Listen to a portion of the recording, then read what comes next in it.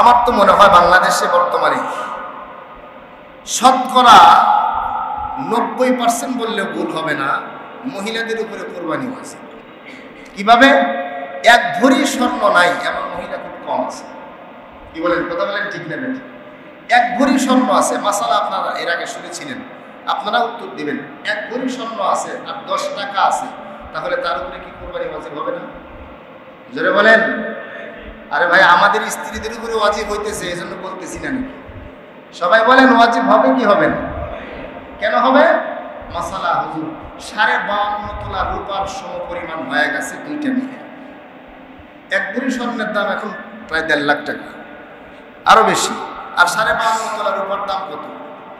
ধরেন 1 লাখ টাকাই ভালোটা, 22 ক্যারেট আছে, এরপরে বিভিন্ন ক্যারেট আছে। তো 1 লাখ টাকার সম্পদ যে মহিলার কাছে আছে তার উপরেই তো কোরবানি ওয়াজিব। কি জন্য? তার নিজের খরচ নিজের জিম্মাদারিতে নেই।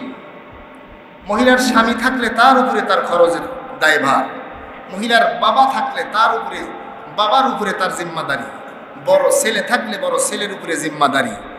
এখানে যদি হিসাব করতে যান দেখবেন অধিকাংশ নারীর উপরেই কোরবানি ওয়াজিব হয়ে যাইতেছে, কিন্তু এটা আমরা জানি না। রাইসুল মুফাসসিরিন হযরত আব্দুল্লাহ ইবনে আব্বাস কেমনে হলেন? বিশ্বনবীজি সাল্লাল্লাহু আলাইহি ওয়াসাল্লাম টয়লেট থেকে বের হয়ে আল্লাহর রাসূল সাল্লাল্লাহু আলাইহি ওয়াসাল্লাম তাকায়া দেখেন 7-8 বছরের একটা বাচ্চা, হযরতে আব্বাস আল্লাহর রাসূলের চাচা আব্বাস রাদিয়াল্লাহু তাআলা আনহুর ছেলে আব্দুল্লাহ, আল্লাহর রাসূল তাকায়া দেখে ওযুর পানি রেডি করে তোয়ালিয়া হাতের মধ্যে নিয়ে দাঁড়ায় আছে। কেন? বিশ্ব নবীজি ওযু করবেন, এজন্য বিশ্ব নবীজির খেদমতের জন্য দাঁড়িয়ে আছে ছোট্ট বাচ্চা।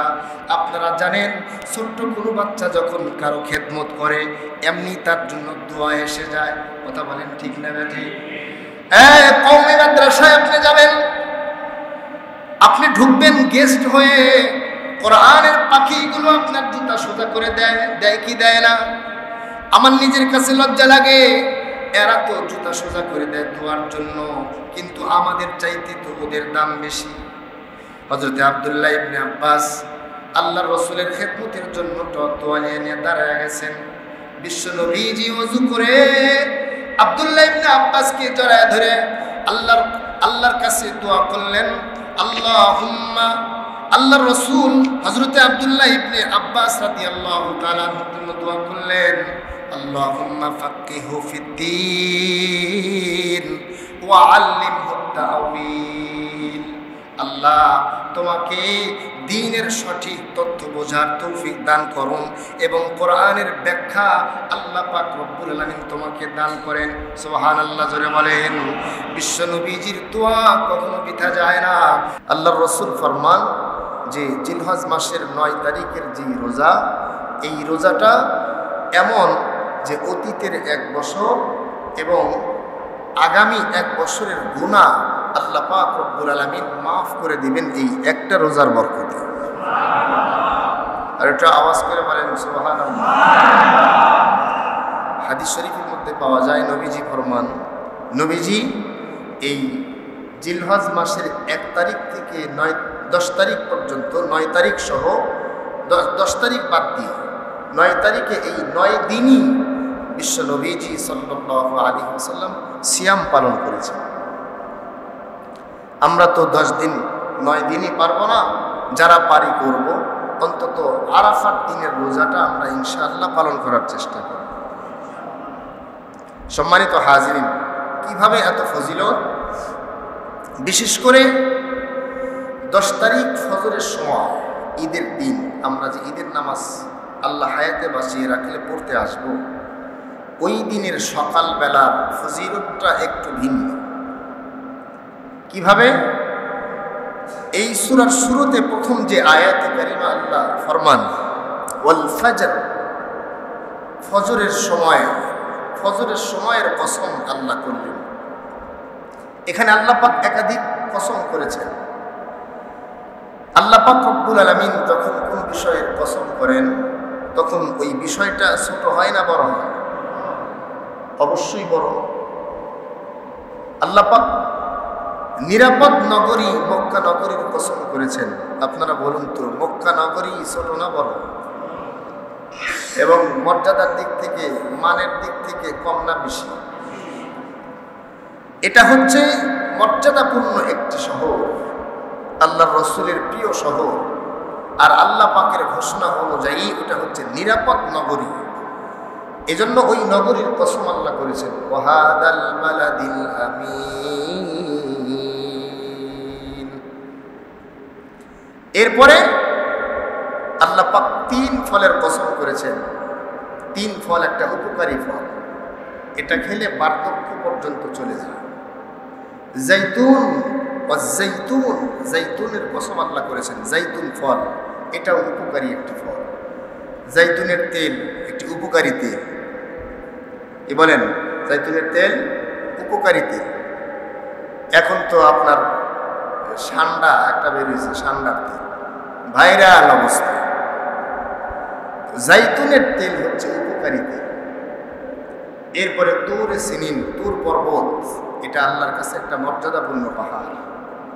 যেই পাহাড়ে, যেই পর্বতে আপনার হজরতে মুসা কালিমুল্লাহর সাথে আল্লাহ পাক রব্বুল আলামিন কি করেছেন? কথা বলেছেন। বিভিন্ন সময় আল্লাহ পাক কোরআনে হাকিমের বিভিন্ন জায়গায় আল্লাহ কসম করলেন। কেন? আল্লাহ পাকের যদি কোনো কথা বলার প্রয়োজন হয়, কসমের তো কোনো প্রয়োজন নেই। মানে আল্লাহ এমন সত্যবাদী যে আল্লাহ পাকের কথা, এটা আল্লাহর কথার চেয়ে সত্য কথা আর পৃথিবীর কার হতে পারে? আর কারো হতে পারে? আল্লাহর কথার চেয়ে আর কারো কথা সত্য হতে পারে না। কোরআনে হাকিম আল্লাহ বলেন, ওয়ামান আসদাকু মিনাল্লাহি কিলা। আল্লাহর কথার চেয়ে সত্য আর কে, কার কথা হতে পারে? তারপরেও আল্লাহ পাক রব্বুল আলামিন বিভিন্ন সময় বিভিন্ন জায়গায় আল্লাহ কসম করতেছেন। এই যে ফজরের সময়ের কসম, বিশেষ করে এখানে যে ফজরের সময়ের কসম করেছেন, এই সময়টার গুরুত্ব কম না বেশি? জোরে বলেন। কোরআন শরীফে 3 জায়গায় ফজরের সময়ের কসম করা হয়েছে। একটা হলো ওয়াল ফজর, যখন ফজরের সালাত আদায় করা হয়, এই সময়ের কসম আল্লাহ পাক রব্বুল আলামিন করেছেন। এরপরে কোরআন হাকিমে অপর জায়গায় আল্লাহ বলেন, ওয়াসসুবহি ইযা তানাফাস।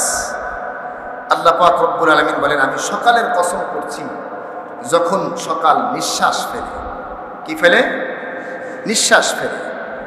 আপনারা দেখবেন সকালবেলার যে একটা হাওয়া, ফ্রেশ হাওয়া, এই গাজীপুর সিটি যদিও লোকে লোকারণ্য, যানজটপূর্ণ জায়গা, ইন্ডাস্ট্রিজ এলাকা, সবসময় মানুষের ভিড়, কিন্তু সকালবেলা এরপরেও একটা আলাদা প্রশান্তির নিঃশ্বাস পাওয়া যায় কি যায় না? জোরে বলেন। এটা পায় কারা? নামাজি না বেনামাজি? এরা 2 শ্রেণীর মানুষ পায়। একটা হলো নামাজি আর একটা হলো ডায়াবেটিসের। কথা বুঝে আসছে? কিন্তু ওই ডায়াবেটিসের রোগীর উপরে আফসোস যে সকালে উঠে বটে কিন্তু নামাজ পড়ার ভাগ্য পায়। আল্লাহ আমাদের এমন হওয়া থেকে হেফাজত করেন, বলেন আমিন। আমরা বক্তারা যখন কয়েকজন এক জায়গায় হই, রসিকতা করে বলি, গভীর রাত্রে চলে 2 শ্রেণীর আল্লাহর প্রাণী, একটা হলো বক্তা আর একটা হলো কুত্তা। আসলে কথাটা একটা ইব্রতের জন্য আমি বলতেছি। কিছুদিন আগে আমি এক জায়গায় বৃষ্টিতে আটকে পড়ছি। দেখেন, আমরা যদি চিন্তা করি আল্লাহর ইহসান আমাদের উপরে কি পরিমাণ, তাহলে আমরা খুঁজে পাব। রাত তখন প্রায় 11টা বাজে, সবাই যার যার বাসায়। বৃষ্টি, প্রচণ্ড বৃষ্টি। আমি আমার মোটরসাইকেলটা দাঁড় করায় একটা বারান্দার, দোকানের বারান্দার দাঁড়াইছি। আমার এক পাশে দাঁড়াইলো হলো একজন আটাখোর। আটাখোর চেনেন আপনার? আটা খায়, আটা খায় না, গাম, জুতার গাম, এটা খায়। আর এক পাশে দাঁড়াইলো একটা কুত্তা। তো চিন্তা করলাম, এই আটাখোর তো, এটা তো তার খাসলত খারাপ, এই জন্য আমার পাশে দাঁড়ায় আটা খাইতেছি। আরামের রাত, আল্লাহ পাক এটাকে আরামের জন্য আমাদের দিয়েছেন, সে সেটা গ্রহণ না করে আটা নিয়ে ব্যস্ত, নিজের মস্তিষ্ক নষ্ট করতেছে। এ তো আশরাফুল মাখলুকাত হয়েও নিকৃষ্ট হয়ে গেছে। আর আমি তো এক জায়গায় যাইতেছি, হঠাৎ বিপদে পড়ছি, মাদ্রাসার থেকে বাসায় যাইতেছি, ছাত্রদের সময় মাদ্রাসার থেকে বাসায় যেতেছি, আর কুকুরটার দিকে তাকাইলাম যে আটা খাইতেছে, ওর শরীরের পোশাক আছে, আমারও পোশাক আছে, কিন্তু কুকুরটা আল্লাহ বাতাসের যেই এক একটা ঝাঁকুনি, আমাদের তো পোশাক আছে, কিন্তু খেয়াল করলাম কুকুরটা বারবার শুধু গা ঝাড়া দেয়। একটা মাসালা আপনারা হল করেন, কুকুরের শরীর যদি নাপাক থাকে, কুকুরের শরীর যদি নাপাক থাকে, তাহলে এই কুকুর যখন শরীর ঝাঁকি দিবে, ওই পানি লাগলে কিন্তু নামাজ হবে না। কুকুরের ভিজা, কুকুরের ওই আর্দ্রতা, ওই পানি যদি শরীরে লাগে, ওই পানি হচ্ছে না পাক। ঠিক আছে নামাজি ভাইরা, বাসার থেকে যখন মসজিদে আসবেন বৃষ্টির দিন, এখন কুকুরের শরীরে যদি পানি থাকে, কুকুরের থেকে দূরে থাকবে। কি জন্য? কুকুরের তো এটা অভ্যাস, এটা ঝাঁকি দিবে, বিশেষ করে মানুষ দেখলেই ঝাঁকি দেয়। এই পানিটা লাগলে তো আপনার নামাজে আসতেছেন, আপনার কাপড়ই যদি পাক না থাকে, নামাজ হবে? হবে না। তখন আমি চিন্তা করলাম, আমরা আশরাফুল মাখলুকাত, একটু পরে তো আমাদের বাসায় যাব, আমি তো বাসায় যাব, আটা খরসে তো তার মস্তিষ্ক খারাপ হয়ে গেছে। আমার তখন একটা জিনিস চিন্তা করলাম যে এই কুকুরটা সারাটা রাত এ জায়গা ভিজবে, আল্লাহ সকালবেলা আবার তার মালিকের ঘরের দরজায় যায় পাহারা দিবে, কখন মালিকে কিছু দিবে আর সে খাবে।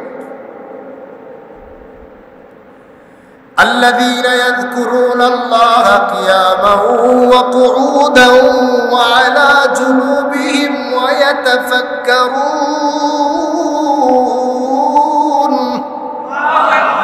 ويتفكرون في خلق السماوات والأرض।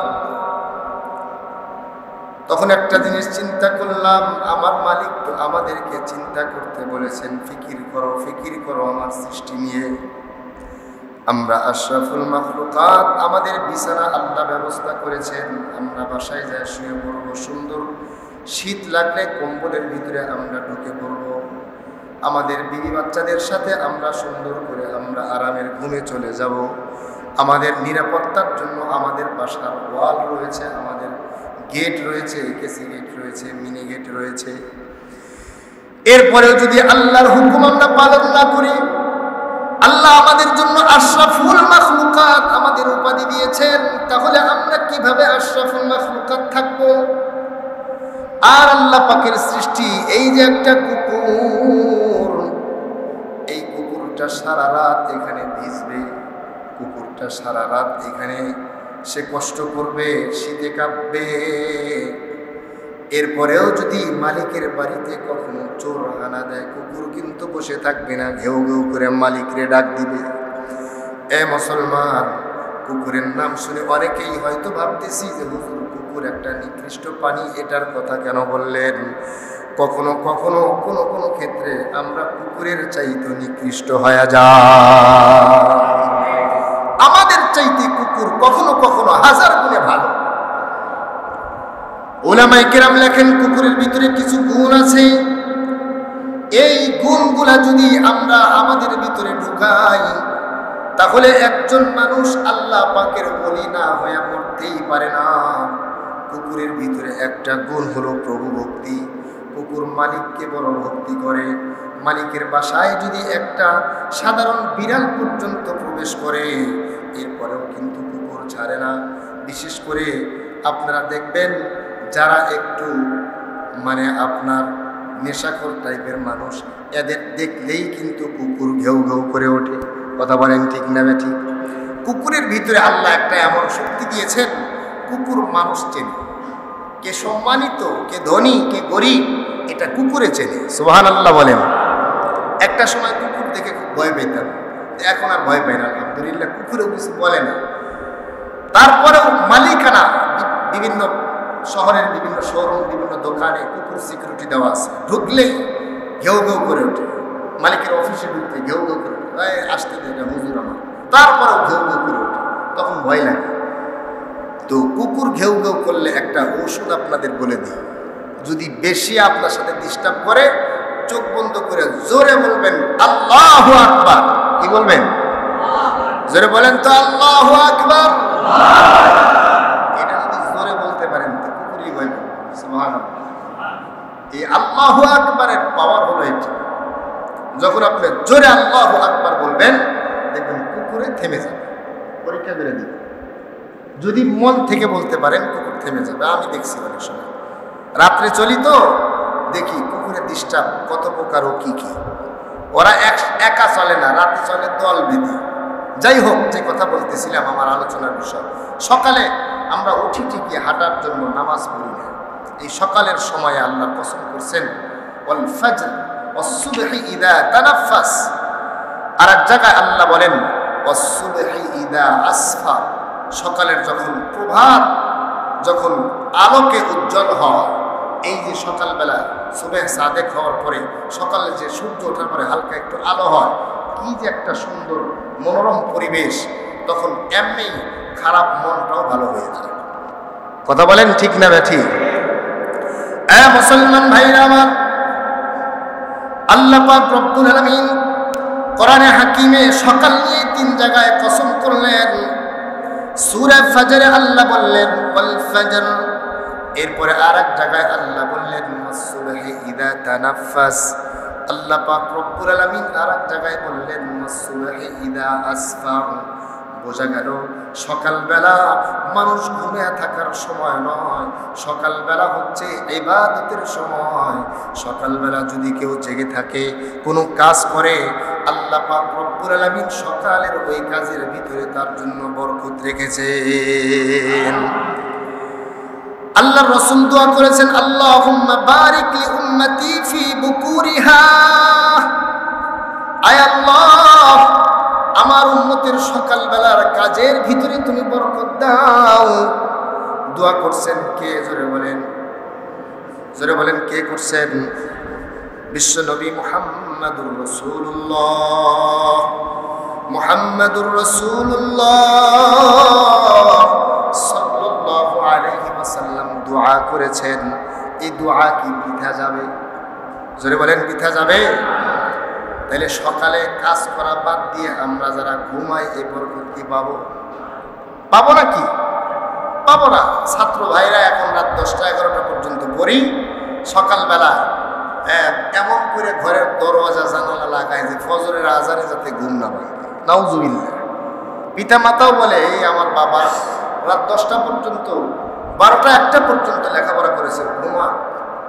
আরে ভাই, লেখাপড়া সকালে করেন, ফজরের সময় লেখাপড়া করেন। আমি তো বলি তুমি কি পড়ালেখা করো? ডাক্তারি পড়বা, ইঞ্জিনিয়ারিং পড়বা, ব্যারিস্টারি পড়বা, জজ পড়বা। আল্লাহর কোরআন 30 পড়া মুখস্থ করার চেয়ে বড় শিক্ষা তো আল্লাহর দুনিয়াতে আমি দেখি না। আছে নাকি আপনাদের মধ্যে? এত বড় একটা কিতাব মুখস্থ করার মতো বিদ্যা পৃথিবীতে আরো আছে? কিন্তু আল্লাহ পাকের এই কোরআন মুখস্থ করার একটা নিজাম আছে, সিস্টেম আছে। এই যে আপনাদের জুরুম কেন্দ্রীয় হাফিজিয়া মাদ্রাসার সকালবেলা ছেলেরা দেখবেন কোরআন কারীম নিয়ে সকালবেলা ফজরের নামাজের আগে তারা সবক শোনায়।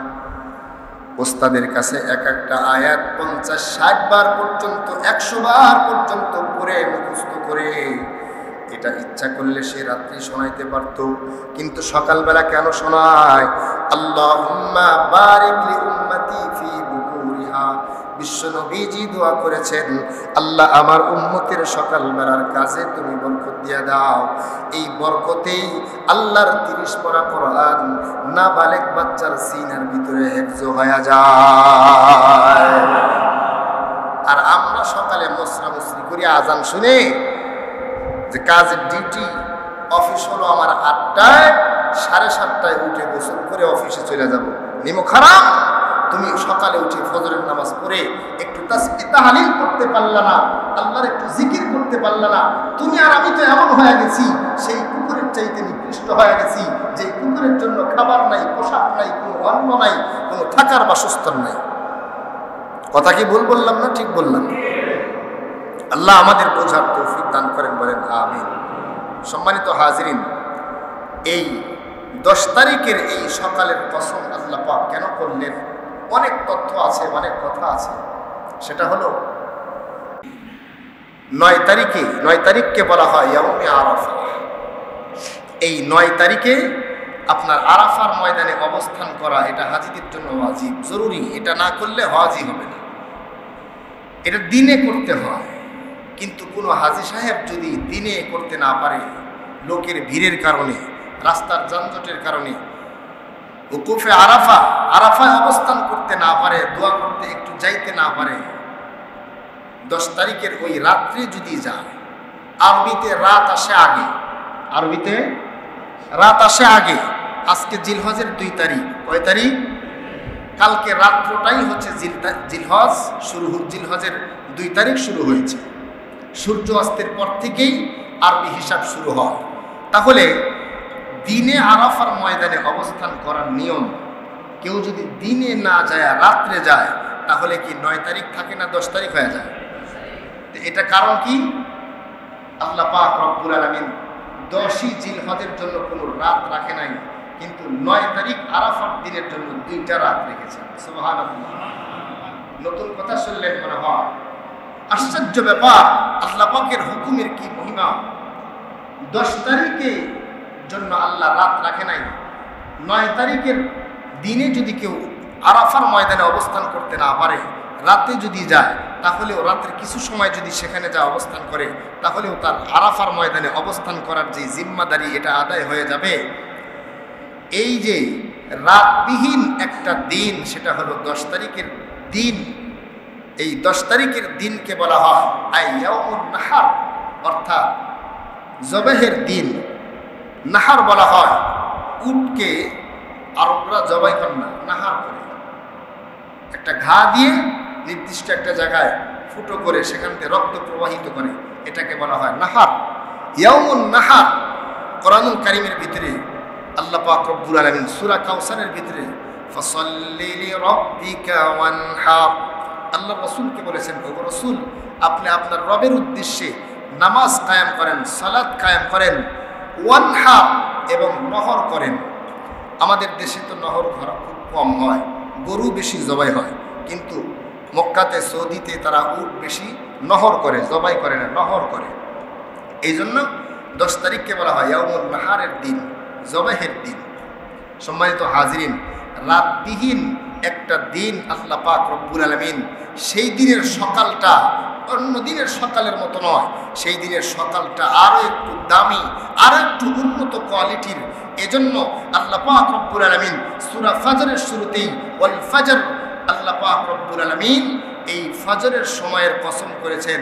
মুফাসসিরিনে কেরাম এর বেশিরভাগ মুফাসসিরিনদের মতে এই ফজর দ্বারা ইয়াউমুন নাহারের ফজর উদ্দেশ্য। সুবহানাল্লাহ। এরপরে আল্লাহ বলতেছেন ওয়ালায়ালিন আশর, অর্থাৎ এই 10 রাত্রির কসম আল্লাহ পাক রব্বুল আলামিন করলেন। আরবিতে একটা গ্রামার আছে, সেটা হলো আপনার নির্দিষ্ট আর অনির্দিষ্ট। আলিফ লাম দিয়ে আপনার নির্দিষ্ট করা হয়, আর আলিফ লাম ছাড়া হলো অনির্দিষ্ট। যেমন কলামু, যে কোনো একটি কলম, আর আল কলামু কলমটি, এখানে আলিফ লাম বৃদ্ধি করা হয়। কোরআনুল কারীমের এখানে ওয়ালায়ালিন আশর, এখানে আলিফ লাম যুক্ত করা হয় নাই, এখানে বলা হয়েছে ওয়ালায়ালিন আশর, অর্থাৎ এখানে অনির্দিষ্ট রাত নির্দিষ্ট করে নাই। কিন্তু মুফাসসিরিনে কেরাম বলেন আল্লাহ পাক রব্বুল আলামিন নির্দিষ্ট না করলেও আরবিতে আরেকটা গ্রামার আছে, সেটা হলো অনির্দিষ্ট। কখনো কখনো সম্মানের জন্য অনির্দিষ্ট সূচক শব্দ ব্যবহার করা হয়। মুফাসসিরিনে কেরামদের সবচাইতে বড় মুফাসসির, রাইসুল মুফাসসিরিন হযরত আব্দুল্লাহ ইবনে আব্বাস রাদিয়াল্লাহু তাআলা আনহু, তার অভিমত হলো আল্লাহ পাক রব্বুল আলামিন ওয়ালায়ালিন আশর, এখানে এই 10 রাত্রি দ্বারা আল্লাহ পাক জিলহজের 10 রাত্রির কসম আল্লাহ করেছেন। মুসলমান ভাইরা আমার, আজকের থেকে আমরা বাকি যে কয়টা দিন আছে, আজকের থেকে আর আমরা গাফলতি করার সময় নাই। প্রত্যেকটা রাত্র হলো দামি রাত্র। অন্তত পক্ষে ফজরের নামাজ আর এশার নামাজ যদি জামাতের সাথে আদায় করতে পারি, আল্লাহ পাক রব্বুল রব্বুল আলামিন আমাকে এই রাত্রের একটা ফজিলত আল্লাহ আমাকেও দিবেন। শুধু জুমার নামাজ পড়লেই কি হবে? জোরে বলেন। এই 10 রাত্রের অনেক ফজিলত, অনেক গুরুত্ব।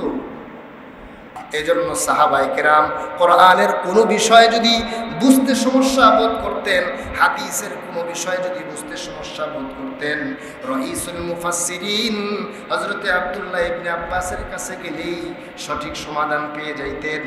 রাইসুল মুফাসসিরিন হযরত আব্দুল্লাহ ইবনে আব্বাস রাদিয়াল্লাহু তাআলা আনহু বলেন, আল্লাহ পাক রব্বুল আলামিন এই 10 রাত্রের দ্বারা ওয়ালায়ালিন আশর, এখানে এই আশর দ্বারা এই জিলহজের 1 থেকে 9 তারিখের এই 10 রাত্রকে আল্লাহ বুঝিয়েছে। সুবহানাল্লাহ বলেন।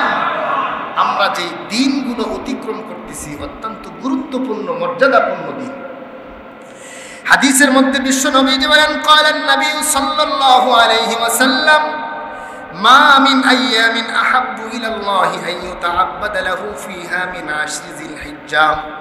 আল্লাহ রাসূল সাল্লাল্লাহু আলাইহি ওয়াসাল্লাম বলেন, জিলহজ মাসের এই 10 দিনের ইবাদত অন্য দিনের মধ্যে থেকে, অন্য দিনের থেকে এই 10 দিনের ইবাদত আল্লাহর কাছে শ্রেষ্ঠ। সুবহানাল্লাহ বলেন। তাহলে রাতের ইবাদতের ফজিলত পাইলাম কোরআন থেকে, আর দিনের ইবাদতের ফজিলত পাইলাম হাদিস থেকে। তাহলে বোঝা গেল দিন এবং রাত এই দুটা সমন্বয়ে 24টা ঘন্টায় আল্লাহর কাছে বড় মর্যাদাবান। মর্যাদা কেন হবে না? এই 10 দিনের রোজা আছে, এই 10 দিনে কুরবানি আছে, এই 10 দিনে হজ আছে। ইসলামের গুরুত্বপূর্ণ কয়েকটি আমল এই 10 দিনের ভিতরে আল্লাহ সীমাবদ্ধ রেখেছেন। সুবহানাল্লাহ বলেন। এবার আসেন, আমাদের কুরবানি তো আমরা করব, কিছু মাসালা না বললেই তো না। কুরবানি গত সপ্তাহে আমি বলেছিলাম কার উপরে ওয়াজিব। যার উপরে যাকাত ওয়াজিব তার উপরেই কুরবানি ওয়াজিব। তবে যাকাত ওয়াজিব হওয়ার জন্য 1 বছর অতিবাহিত হতে হয়, কিন্তু কুরবানি ওয়াজিব হওয়ার জন্য কুরবানির যেই 3 দিন, এই 3 দিনের ভিতরেই আপনার কাছে যদি প্রয়োজনের অতিরিক্ত সম্পদ, প্রয়োজনের অতিরিক্ত আপনার খাট, প্রয়োজনের অতিরিক্ত বাড়ি, প্রয়োজনের অতিরিক্ত ঘরের ভিতরে ড্রেসিং টেবিল, আলমারি, শোকেস, খেলনা সরঞ্জামাদি যা আছে প্রয়োজনের অতিরিক্ত, এগুলার মূল্য যদি আপনার 52.5 তোলা রূপা অথবা 7.5 ভরি স্বর্ণর সমপরিমাণ হয়, তাহলে তার উপরেই কুরবানি ওয়াজিব। এখন কোরবানির পশুর বয়স আপনার গরুতে 2 বছর হতে হবে। আমরা মাসালাগুলো খুব ভালো করে মনে রাখবো। বাজারে গেলে অনেক সময় দেখা যায় গরুর বয়সজনিত দাঁত ওঠে না?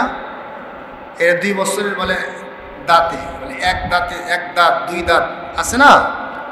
2 বছর না হলে তো আর দাঁতে নাকি? দাঁতে না। এরা আল্লাহ পাক এই সিস্টেম করেছেন, বয়সজনিত দাঁত 2 বছর হওয়ার পরে দাঁত হয়। কিন্তু অনেক সময় যদি দেখেন যে চাপাবাজ গরুওয়ালা বলতেছে, হুজুর এটা দাঁত না হলে কি হবে, বয়স কিন্তু 3 বছর। এনে আপনি বিশ্বাস কিভাবে করবেন? বিশ্বাস আছে এখন মানুষের মধ্যে। এখানে মাসালা হলো ওই গরুওয়ালা হতে হবে সত্যবাদী এবং তার জন্ম তারিখ ডায়েরিতে লিখে রাখতে হবে, এবং আপনাকে তার ভালো করে তথ্য নিয়ে সঠিক তথ্য বের করতে হবে, এরপরে জায়েজ হবে। এছাড়া দাঁত ছাড়া কোরবানি দিতে যায় না। কথা বুঝে আসছে? যত বয়ানি দেখ যে হুজুর এটা আমার নিজের পালা, এই সেই দেওয়া যাবে, বিশ্বস্ত সূত্রে জানতে হবে 2 বছর পার হয়েছে। এটা হলো গরুর বয়স। বিশেষ করে আমরা গরুই বেশি দিই। ছাগল, বকরি, ভেড়া এগুলো 1 বছর আমরা জানি, এটা সহজ আছে। এরপরে উটের জন্য হচ্ছে 5 বছর। উট তো কুরবানি দেওয়া বড় মুশকিল। একটা উটের দাম 10 লাখ টাকার নিচে আর এখন উট পাওয়া যায় না। উট দেয় আমাদের দেশে কিছু মানুষ, ওই রাজার বাগের দরবারে দেয়। এই জন্য বললাম, আমি একবার ঢুকছিলাম ওই যখন পুরান ঢাকায় জমা পড়াইতাম, তো আমাকে বলে ওদের জুতা খুলে ঢুকতে হবে। ঢুকলাম, গেছি তামসা দেখার জন্য, যায় দেখি আল্লাহ সৌদির একটা চিত্র, সেখানে উট, বড় বড় উট, ওই বাবা কোরবানি দেয়। ওই বাবা ছাড়া তো আর আমাদের কোরবানি দেওয়ার ভাগ্য নাই। বিষয়টা বুঝে আসছে? এগুলো সব আগুন দিয়ে এখন জ্বালায় দিছে। আলহামদুলিল্লাহ, আলহামদুলিল্লাহ বলেন। দেশের সরকারের পরিবর্তনের কারণে অনেক কিছু পরিবর্তন হয়েছে। যাই হোক, উটের হতে হবে 5 বছর, এরপরে মহিষ 2 বছর। এখন আমরা যখন পশু কিনতে যাব, অনেক সময় বাসার থেকেই আমরা 4 জন মিলে একটা গরু দিব নিয়ত করি, 5 জন মিলে দিব। আবার অনেক সময় বাজারে গেছি, সভাপতি সাহেব বাজারে গেছেন, যায় দেখতেছেন মাসুদ ভাই, আরে মাসুদ যে আমি তো কুরবানি কিনতে আসছি, বলে গরুর যে দাম, তাহলে 2 জনে মিলে একটা দিই। অথচ বাড়ির থেকে নিয়ত করে নাই। জায়েজ হবে? হবে, অসুবিধা নেই। 2 জনে মিলে একটা গরু কিনে ফেলছে, অসুবিধা নেই। কিন্তু আবার দেখতেছেন যে আপনার 7 শরিক 7 জনে মিলে গরু কিনতে গেছে। 7 জনে মিলে কি কিনতে গেছে? গরু কিনতে গেছে। যায় বাজারে দেখতেছেন যে 2টা গরু অফার দিয়েছে, যে 2টা গরুর দাম 1.5 লাখ টাকা, কিন্তু একটা কিনলে আপনার হলো 80,000 টাকা, তাহলে 10,000 টাকা লস। তো আর এক পার্টির সাথে যোগাযোগ করি, ভাই আমরা 2 পক্ষ মিলে 2টা গরু একবারে কিনি, যা টাকা হয় আমরা সমান মিলে 14 জনে 15 জনে 20 জনে ভাগ করে আমরা 10 জনে দিয়ে দিব। তাহলে দেখা যাইতেছে 2টা গরুর ভিতরে এই 14 ভাগ 10 ভাগ 8 ভাগ এরকম 2 গরুর ভিতরে শরীক হয়ে যাইতেছে। এক্ষেত্রে কোরবানি হবে না। এজন্য একটা গরুই কিনবো, একটা গরুর ভিতরে কমপক্ষে সর্বোচ্চ 7 ভাগ। কয় ভাগ? 7 ভাগ গরু দিয়ে আপনি এই 7 ভাগের 1 ভাগ দিয়ে কোরবানি দিতে পারবেন, আর 1 ভাগ দিয়ে আকিকা করতে পারবেন, অসুবিধা নেই। এখানে এই 7 শরীক মিলে আপনার এক একজনের যদি এক এক নিয়ত হয়, যদি আপনার একজনে আকিকার নিয়ত করেন আর একজনে কোরবানির নিয়ত করেন, দিতে পারবেন, অসুবিধা নেই। তবে মান্যতের যিনি কোরবানি দিবেন তিনি যদি ধনী হন, তাহলে মান্যতের কোরবানির বস্তু নিজে খেতে পারবে না এবং কোনো ধনী ব্যক্তিকেও দিতে পারবেন না। অনেকেই প্রশ্ন করেন যে হুজুর টাকা তো হালাল নেই, হারাম টাকা। তাহলে আপনি যদি জানেন যে আপনার টাকা হারাম, আর আপনি যদি এই হারাম টাকা দিয়ে কোরবানির পশু কেনেন, কবুল তো হবেই না, আরও গুনাহ হবে।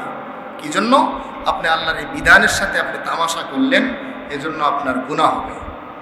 তদরূপ কেউ যদি জানে যে আমি যাকে শরীক নিচ্ছি ওই ব্যক্তিটা লেনদেন করে সুদি কারবারে, হারাম উপার্জন তার, এখন আপনি যদি এই জেনে শুনে হারাম ইনকাম এমন ব্যক্তির সাথে কোরবানি করেন, তাহলে তারটা যেমন নষ্ট হলো, আপনারা শরীক থাকার কারণে আপনাদেরটাও নষ্ট হয়ে গেল। এজন্য জেনে শুনে কোনো হারাম এবং অন্য পথে ইনকাম করেনা ব্যক্তিকে শরীক নেব না আমরা। প্রয়োজনে একটা বকরি দিব, অসুবিধা নেই, না পারলে বকরি দিব, অসুবিধা কি? নিজেরটা নিজে দেব। আর গরু যখন শরীক দিতে যাব, তখন অবশ্যই আমরা যাকে শরীক করব তার দিকে আমরা একটু খেয়াল করব। এ জাতীয় আরও অনেক মশালা আছে, আমরা ইনশাল্লাহ যাদের প্রয়োজন হয় টেলিফোনে জেনে নিতে পারবো। এরপরে বিশেষ করে আমরা কোরবানির পশু যখন কোনো গরিব কেনে, ভালো করে শোনেন, গরিব ব্যক্তি যদি হাটে যায় গরু কেনে, নিয়ত করে যে আমি কোরবানি করব, অথচ তার কোরবানি ওয়াজিব হয় নাই, কিন্তু নিয়ত করছে, মনে সব যাচ্ছে সে কোরবানি করবে, বাস আনার পথে রাস্তার ভিতরে টাকের থেকে নামাইতে যায় একটা ঠ্যাং ভেঙে গেছে। এখন এক্ষেত্রে যদি ধনী হয়, আপনি যদি ধনী হন, তাহলে আপনি পশু কিনে আনার সময় যদি ঠ্যাং ভেঙে যায়, তাহলে ওইটা দিয়ে আপনার কোরবানি হবে না, ওইটা পাল্টায় আপনার আর একটা কিনতে হবে, কারণ আপনি ধনী, সামর্থ্য আছে। আর যদি গরিবের গরুর ঠ্যাং ভাঙে, তাহলে তাকে ওইটা দিয়েই কোরবানি করতে হবে, তার কারণ সে গরিব হওয়ার কারণে, সে নিয়ত করার কারণে ওইটা তার উপরে ওয়াজিব হয়ে গেছে, ওইটাই তাকে কোরবানি দিতে হবে।